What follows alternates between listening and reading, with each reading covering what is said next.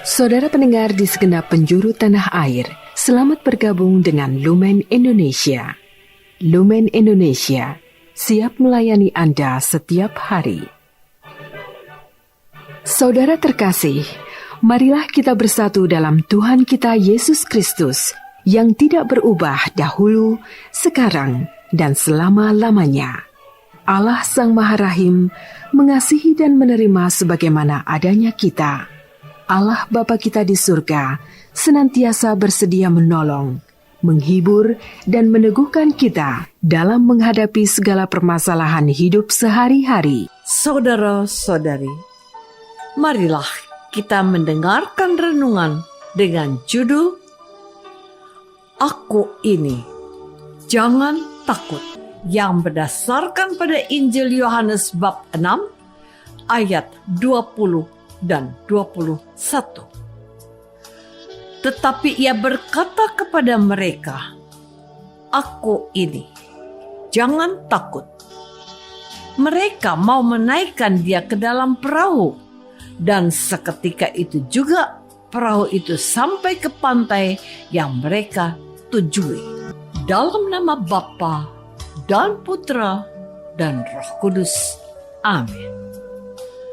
Saudara-saudari terkasih dalam nama Tuhan Yesus Kristus, perikop yang diwartakan oleh liturgi gereja ini diambil dari Injil Yohanes yang bercerita tentang Yesus berjalan di atas air. Yesus tidak bersama-sama dengan mereka. Kemanakah dia? Injil Markus yang lebih tua dari Injil Yohanes memberi catatan ini. Sesudah penggandaan 5 roti dan 2 ikan, Yesus memerintahkan murid-muridnya naik ke perahu dan berangkat lebih dulu ke seberang, ke Betsaida. Sementara itu, ia menyuruh orang banyak pulang. Setelah ia berpisah dari mereka, ia pergi ke bukit untuk berdoa. Markus bab 6 ayat 45 dan 46. Jadi, Tuhan Yesus masih mengambil waktu bagi dirinya sendiri untuk berdoa kepada Bapaknya, sementara murid-muridnya mendahului dia ke seberang Betsaida. Pada saat hari mulai gelap dan malam, para murid sendirian di tengah laut, sedangkan laut bergelora oleh karena kencangnya angin. Dalam situasi itu, mereka melihat Yesus berjalan di atas air dan mereka ketakutan. Mengapa mereka takut? Karena mereka mengira dia adalah hantu. Demikian keterangan yang ditulis oleh penginjil Markus. Pada saat itulah Yesus berkata, Aku ini, jangan takut. Saudara-saudari terkasih, bagi penginjil Yohanes, para rasul harus tahu bahwa mereka tidak boleh takut dalam keadaan apapun.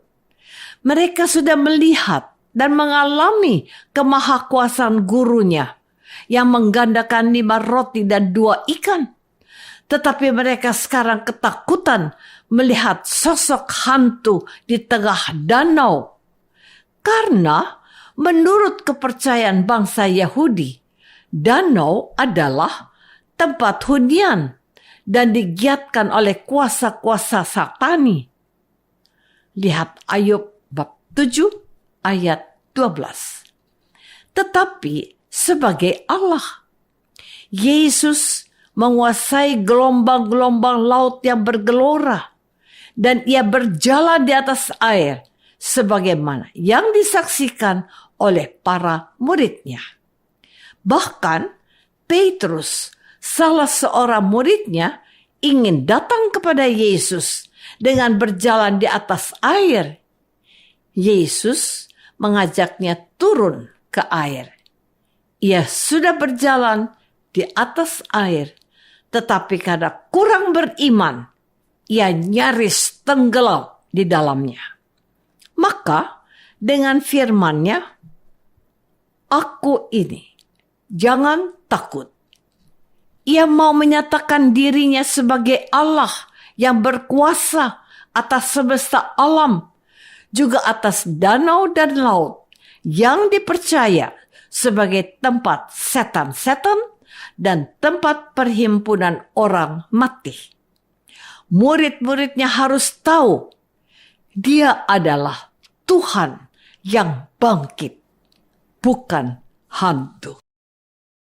Saudara-saudari terkasih, kita sering mengalami ketakutan dalam menghadapi berbagai persoalan-persoalan dalam hidup kita sehari-hari.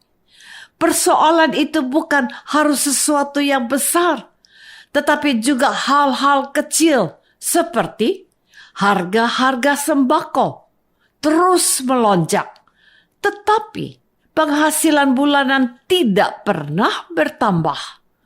Seorang teman berkata, "Mengapa gajiku tetap segitu terus, sementara tuntutan hidup terus bertambah dan rasa-rasanya tidak cukup kami untuk bisa bertahan?" Apa yang bisa aku katakan kepada saudaraku ini? Apa cukup kalau aku katakan kepadanya, "Saudara, Tuhan tidak pernah tidur. Dia pasti memberikan berkat-Nya menurut caranya sendiri. Jangan takut." Nasihat seperti ini sulit diterima oleh akal sehat dan tidak mudah dicerna secara matematis. Lalu, apa yang harus aku katakan kepada dia? Sebagai orang yang beriman, kita memang harus mengimani apa yang diberikan oleh Tuhan adalah yang terbaik. Tetapi kita harus terus berikhtiar dan berusaha untuk menyiasati apa yang mungkin terjadi di hadapan kita. Namun, terkadang kita lupa bahwa oleh imanmu, sebenarnya engkau mempunyai Tuhan sangat mencintaimu. Apa yang tidak mungkin dalam pemikiranmu, tidaklah demikian menurut Tuhan. Bagi Tuhan tidak ada yang tidak mungkin. Air laut yang bergelora dan angin kencang yang menggentarkan para murid-Nya oleh kedatangan Yesus yang berjalan di atas air, dan kehadirannya membuat lautan menjadi teduh. Menarik untuk disimak apa yang dikatakan penginjil di akhir. Mereka mau menaikkan Dia ke dalam perahu, dan seketika juga perahu itu sampai ke pantai yang mereka tujui.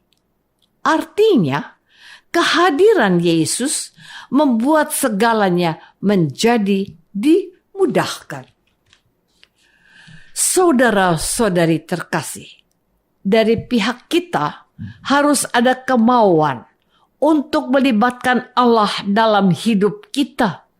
Bukan pikiran dan kalkulasi matematis serta kekhawatiran kita yang selalu kita kedepankan. Kita harus membiarkan Dia menjadi Tuhan yang berkuasa atas hidup kita. Biarkanlah Dia melaksanakan kehendak-Nya dalam kita, menghadapi problematik yang tengah kita hadapi. Seorang sahabat bersaksi kepadaku, "Kalau dihitung-hitung, penghasilan kami setiap bulan pasti tidak cukup. Sementara insentif dari perusahaan atau bos kami tidak kunjung datang. Tetapi kami selalu dicukupi olehnya. Ada saja tangan-tangan yang membantu kami, dan kami bersyukur atas campur tangan Tuhan yang selalu kami mohon dalam doa. kami lalu mulai mengerti firman-Nya. Aku ini, jangan takut. Iman kepada campur tangan Tuhan tidak bisa dipecahkan dan dikalkulasi dengan otak, tetapi harus menjadi pengalaman iman karena kita berserah kepadanya dan mengandalkan Dia. Biarkanlah Tuhan bertindak. Semuanya akan selesai dan akan berakhir indah pada waktunya. Marilah kita masuk dalam saat hening sejenak untuk meresapkan renungan yang baru saja kita dengar bersama dalam kehidupan iman kita masing-masing. Apakah aku sudah melibatkan Tuhan ketika aku khawatir akan hidup dan masa depanku? Marilah kita berdoa. Bapa yang Maha Baik, terima kasih sudah mengingatkan kami untuk mengandalkan campur tangan dan penyertaan. Tambahkanlah iman kami kepada Yesus Kristus yang telah wafat dan bangkit bagi kami. Terpujilah nama-Mu sepanjang masa. Amin.